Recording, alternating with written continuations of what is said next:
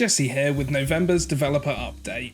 We'll be going through our latest releases, giving some details on upcoming features and answering a few of your questions submitted via our Discord channel. Joining me as usual is Josh Ling. Hey, it's me. Hi. Hi. I feel like it's been ages since we've done one of these. Yeah, I mean, this is actually quite short for us between them, but obviously we've had a lot happen. It's been six normal weeks, or like 5 million years in like 2020 adjusted terms. We really have done a lot in the last, really, month. I think it's been about 5 weeks since the last time we recorded together, but since then, we released the fossil egg. Yay! It finally happened. We did it. The extra time really meant a lot with the addition of Fossil Isle, with 12 pets in one egg, which is really, really impressive, a big step up. And I think just the quality of each of the pets in the egg as well was a big improvement on where we've been before. Yeah, I agree. I think it's probably the best egg we've done, and it has 12 cool fossils, not just dinosaurs. Yeah. All sorts of wild creatures. What's your favorite fossil pet? I've said this before, mine's the Glyptodon. I love it. It's so brightly coloured, it's so cute. It's pretty good. And like the fact that my favourite pet from it is an uncommon is just not something that's happened to me before with an egg, so it's really, really cool. Yes. It came with its own area, it came with its own in-game live event, which is the first time we've done that since the reveal of Petware, all way back, like 6 months ago? And Roblox only died a little during launch. People be like, oh, AdoptMe has killed Roblox. It's like, no, Roblox died 2 hours before for a completely unrelated reason, and we just rid it out. But as well as the fossil egg, Halloween just released. Ooh, spooky. Ooh. Ooh. Ooh. Ooh. Hold on. Ooh, it's a spooky ghost. That's an example of what you might find in Halloween. The Halloween update was really exciting for me. That's the first time since I joined that we've had like mini games added to the game. Obviously we had the key quest that was a one-off for the Petware launch, but now there are 2 playable mini games for the entire run of Halloween. The Ghost Bunny and the Pumpkin mini game. Yeah, we did a similar thing last Halloween, but that was before you joined. So. Yeah. But there was there were some mini games there. Like there was one with like gravestones where you had to like pick the right gravestones. Also, there was on Winter there was like a penguin one that was quite fun. You have to like dodge the penguins. They're actually really annoying. They're like it was like a meme for like a few weeks, like how frustrating these penguins were to dodge. Luckily, there's nothing as frustrating as a ice skating penguin in this one. No, definitely not. Only spooky ghosts and regular pumpkins. Yeah, Halloween update also comes with a bunch of pets, including, I think, for the first time in like a full-on update, a free fun pet. There's the pumpkin pet will be temporary for the event, kind of like the pet rock was. Just like a fun little thing for everyone to have. I think that's really cool. And obviously, again, like some amazing pets, the Cerberus and the Skelly Rex especially. You know what's better than a dog with one head, Jesse? Would that be a dog with 3 heads? Well, dog with 2 heads, actually. Do you know what's better than a dog with 2 heads? No. Me neither. We'll never know. If you know what's better than a dog with 2 heads, let us know in the comments. If you know how many heads the 3-headed dog has, let us know in the comments. I hope everyone's enjoying the Halloween stuff. It's been a really tight turnaround for the team to work on. Obviously, there was a lot of work that went into Fossil Egg, and Halloween's not a date that moves. So there's been a lot of work to try and get that out and ready before Halloween actually arrives. The update being delayed wasn't a bad thing. It was to make it spookier. It was a spooky delay. It was a trick. And the update is the treat. The spookiest possible thing for a game developer is the word game delay. Yep. The other thing that we've been promising for a little while, actually, since the first developer update, has started to come into the game, which is new music from our composer, Mark. You heard some from the Fossil Isle event and the Countdown. I don't think I've actually heard those tracks. I should listen to them. You should. We're recording this before the Halloween update goes out, so I haven't like had a chance to play it with all of you yet. I was helping playtest the Halloween mini games the other night, and they're really fun, which is where I realised we had new music for it. Mark's cool, and the Fossil Isle music's really good. You can listen to it on YouTube. Let's move on to some of the stuff on the horizon. And a big one for us is a new producer has joined the studio who is going to be shepherding more of the content releases. So things that have happened like Fossil Isle and Halloween, that's very much going to be their area of expertise. And with any luck, we should be seeing a more regular update schedule, like we've seen between Fossil Egg and Halloween. That should continue on into the future. Yeah, we have some updates planned for like November and for winter, or like Christmas, holiday, season events type thing. So Yeah, there's loads of cool stuff on the horizon, and people like Becky, the producer, who just joined us, are able to help with that. I think it's going to be really exciting as well. Like, we're already seeing, like, even though Halloween's not even out the door yet, we're already seeing plans for winter and for seasonal events throughout December come in. Yeah, I think a lot of the lessons we learned from like Fossil and Halloween can be applied for like Christmas and stuff. Plus, I've seen some of the pets that the team is like doing concept drawings of now. So normally they'll do like a drawing, like a 2D drawing, and then they'll like work on that until it's sort of like what they want it to look like. And then they'll turn it into a 3D model. So like some of the concepts that I've seen for the like winter pets are really cool. There's a pet coming in November that's really cool. So I'm excited about that. It's not a very good tease, but it's good. It looks good. I've seen the animations. So yeah, there'll be new pets to unlock, new items to get all through to the new year, you know. So I hope, even if you are still stuck indoors, either because of like world reasons or because it's just really cold outside, you don't want to go outside where you live, yeah, there'll be lots to do on PlayAdoptMe. And then the fossil egg will still be around the whole time, so you can keep trying to get your preferred legendary. What's your preferred legendary in the fossil? It's the T-Rex for me. I'm a dinosaur fan. We've established that over the last few videos. I love dinosaurs. The T-Rex is great. I think his animations are great as well. What's the only thing better than a T-Rex, Jesse? It's not a T-Rex with two heads. Oh, what? I don't know then. A T-Rex without any skin or flesh.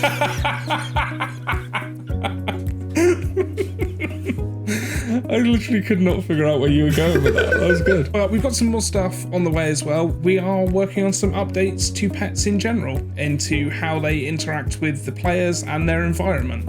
It's something we're going to start talking about now. Again, we don't know when it's going to come out, but you will be seeing over the course of probably the next few months, like a few little teasers of what that's going to look like. Yeah, I didn't know we were going to talk about that, but yes, it's a really exciting project. We call it like Pet Intelligence or World State Reactor, which is just like our internal name for it. But yeah, it's kind of hard to describe, but basically, I don't know if you're allowed to like include a clip or something, but you should include a clip.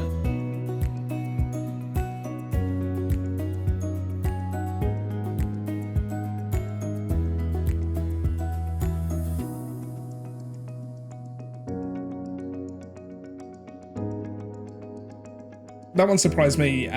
Samantha, our producer on that kind of side of things, messaged me with an update and was like, hey, this is actually surprisingly like close. We've made really good progress on this and it might be coming soon. Yeah, I could see that shipping like before the end of the year. So that's actually really exciting.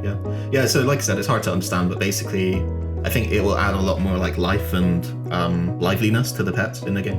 I mean, I'm biased, but I think that the like pets in PlayAdoptMe are the best pets on Roblox and maybe in like all sorts of different video games as well. And there's all different types of pets and stuff. But this update will basically is trying to make or lay the groundwork to make pets even better, to do even more like cute little things and to have more like fun interactions.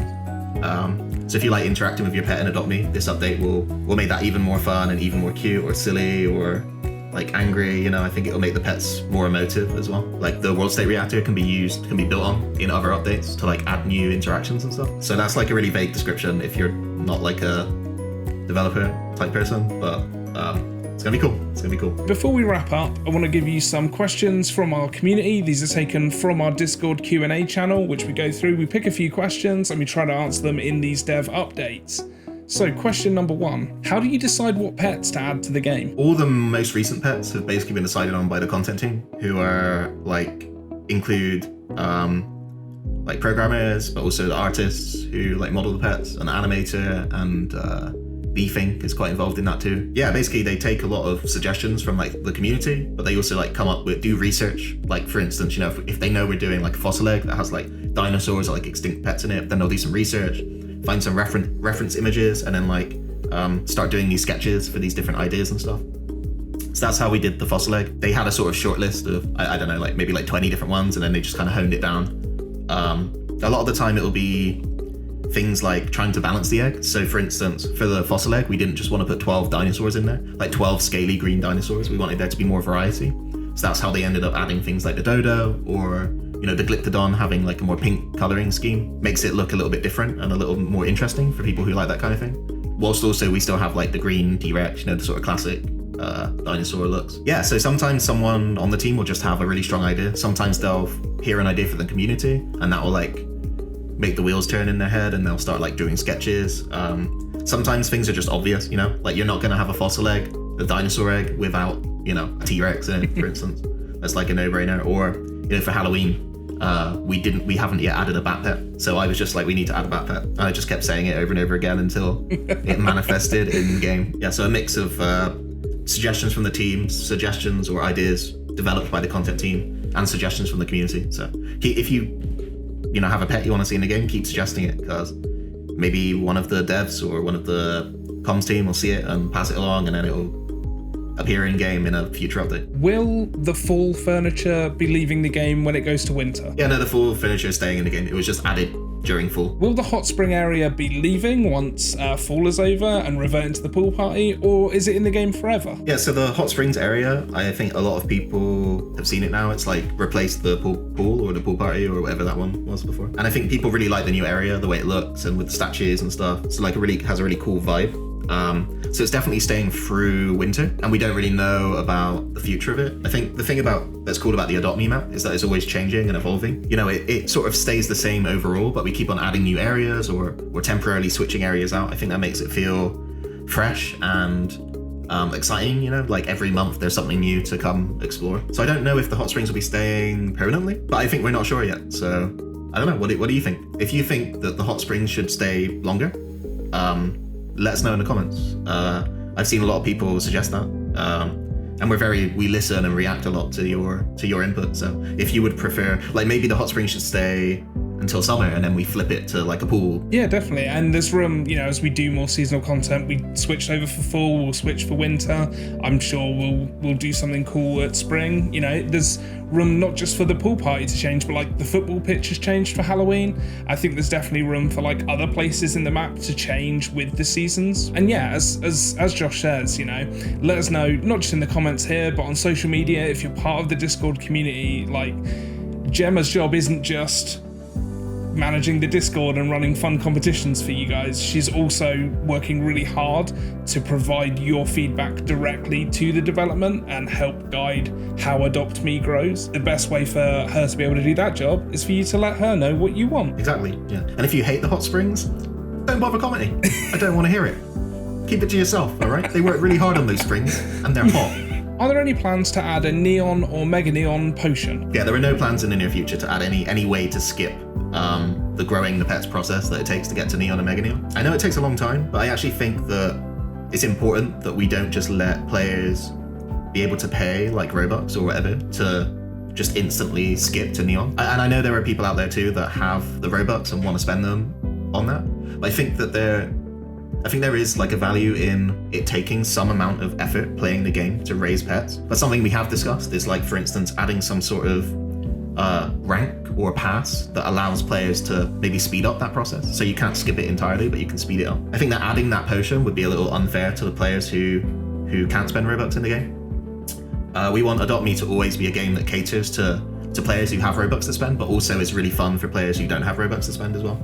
Obviously we need to make money to pay our developers, and you know, they have like bills to pay and rent and food, and we have other costs associated with running like the game. We need options for people to spend Robux, but like I think we're actually quite fair and quite lenient with regards to that. Like I've played other games which are a lot harsher with regards to like monetization. So yeah, in that aspect, you know, from a financial perspective, it would make sense for us just to like add a neon potion, and you buy it like a fly potion and you feed it to your pet and then it instantly goes neon. I think that for the long-term fun of AdoptMe, I think that would actually be a really bad idea personally, because it would allow players to skip what in my opinion is like the fun part of the game, like raising your pets and hanging out with them and doing activities and exploring and being social and trading and stuff like that. It's definitely something we're thinking about. I don't think we would ever add like the neon potion.